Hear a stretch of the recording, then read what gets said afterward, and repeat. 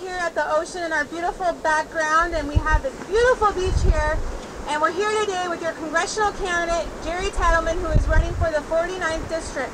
We're here today where Jerry's going to share and talk about his environmental concerns and issues that are going on right now that are facing us. Jerry is a huge environmentalist in background and is in the forefront for protecting our oceans, keeping them clean, and also to address issues that are coming up in this election regarding drilling off of the coast here. And he's a big supporter of making sure that our backyard out here stays clean so that all of us can use it and enjoy it. So please help me give a big round of applause for Jerry Tetalman, your 49th Congressional District candidate. Thank you, Morgan. Well, I'm here today, and it's the 40th anniversary of the Clean Water Act. And I'm standing here in Carlsbad next to the ocean, and I'm here really to protect not just the ocean, but our whole environment. Now, my opponent, Darrell Issa, has signed a bill that will allow offshore oil drilling in Southern California. Now, it would open up existing platforms, that have been out of use for more drilling. And to me, I oppose this. I think that Southern California, one of our greatest resources is our ocean. This district between San Diego and Orange County is some of the most beautiful ocean in California and beaches, and it's part of our industry here. Tourists come here from around the world, and they stay in hotels, they come to all our attractions, but part of the whole package is our beaches, and that's why we live here. We live so close to the ocean. So we need to protect it. We've all seen what has happened. We saw last year in the Gulf of Mexico when we had a BP oil spill that was uncontainable, and we saw the terrible damage that was done. And some of us remember in Santa Barbara years ago when we had an oil spill that did terrible damage right here in Southern California. So it really comes down to energy policy. It's not just about, protecting the beach right here, but it's our whole energy policy.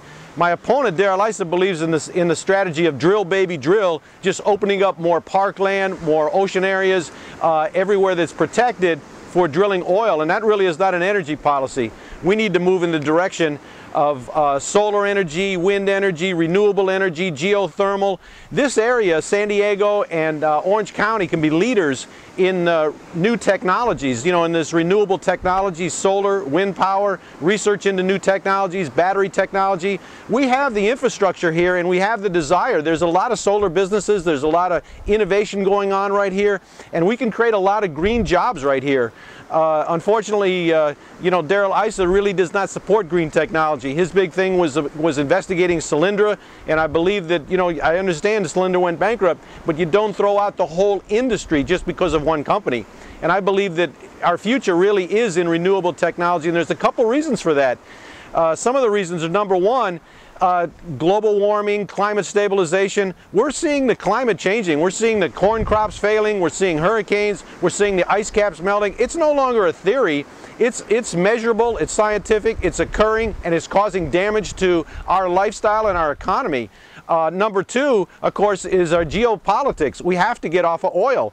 We are dependent on foreign oil in our whole economy. Every time the price of oil skyrockets up, what happens? Our economy goes in the tank.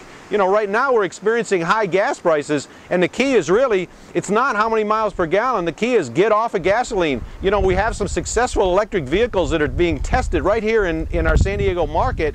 And we need to be on the cutting edge of going to electric technology and getting off of oil, gasoline, and going to renewables.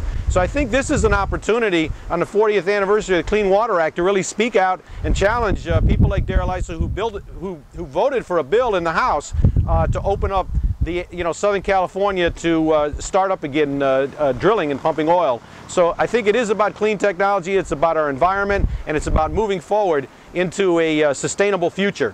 Thank you. I will now take a question or two. What will be one of your first acts when you're in Congress as far as the environment goes? My first act, I would support the idea that we need to get off of oil and that we need to start moving towards renewables. So I think that, the first thing is efficiency. And I believe that what President Obama did with increasing the fuel standards is really the place to start. Anytime, like if you want to put solar on your house, they will tell you the first thing you have to do is put in LED bulbs or compact fluorescent bulbs. You start with efficiency, and I think that really is the start, is to increase the standards here so that we're not wasting so much energy. We can only move to sustainability if we change the usage of energy as well, become very efficient about it. So I would increase standards of efficiency that would help us move in that direction. Would you support strengthening the Clean Water Act? I do. I believe that the Clean Water Act, you know, the EPA is the regulator of the Clean Water Act, and I believe that the EPA has been under attack by Darrell Issa, by the Republican Party. They've said, oh, we can abolish the EPA, too much regulation. No, there's a reason for those regulations. You know, I grew up in Cleveland, Ohio in the 70s when the river caught on fire because there was so much oil in the river it burned a bridge. That's how polluted it was. And that was before the Clean Water Act was passed. So we've made a lot of progress, but we have a lot of ways to go. You know, there's still a lot of pollution in this country that we need to work on. Yeah. I feel that Europe is way ahead of us with clean energy. We used to be the world's leader in everything. What is wrong with us? Well, you're exactly right. Germany is the leader actually in solar technology, Denmark uses a lot of wind power, and France uses a lot of clean energy. The idea is we have to be innovators. What's made America great is our innovation. And so we have to be on the cutting edge. And right now there's a demand in the world for clean, efficient technology that can be produced at an economic level that's competitive. And so we have to do the research for that in order for us to be competitive. And so, you know, we are in a global marketplace, and one of the things that we can export to the world is very efficient technology which is clean. Yeah. Do you think that it would be useful for Darrell Issa and you to have a discussion about the clean energy future for San Diego, the 49th District? I hear he is not prepared to discuss this with you or have a debate. Would that be useful to the people here? Certainly. I think that I have challenged my opponent, Darrell Issa, to a debate. He has refused.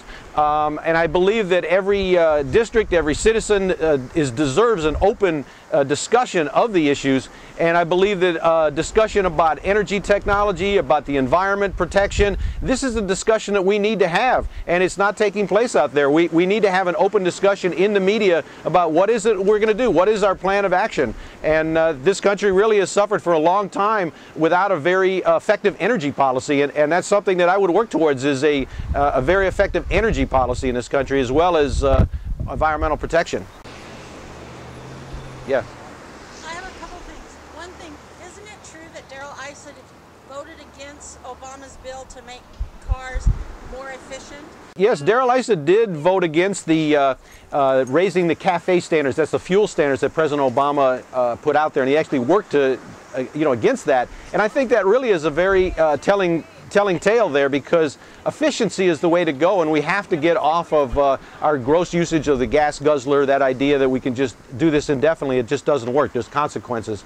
And I think what you're talking about with the money, there is undue influence. Our country suffers from a form of corruption, which is undue corporate influence in government, and one of the biggest influencers are the oil companies. And so, we have to push back against the oil companies, and the way to do that, we have to have publicly funded elections to get the money out of politics, but people have to get in office first, so please, I do need your support. Yes. Yes.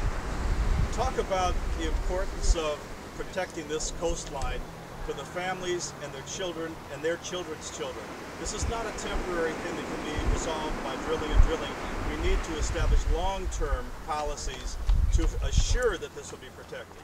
Yeah, I think that that's really what happens, and why you have people that do pollution, and it's a trade-off. People are looking for short-term profits for their companies, and that's why they pollute, versus long-term thinking.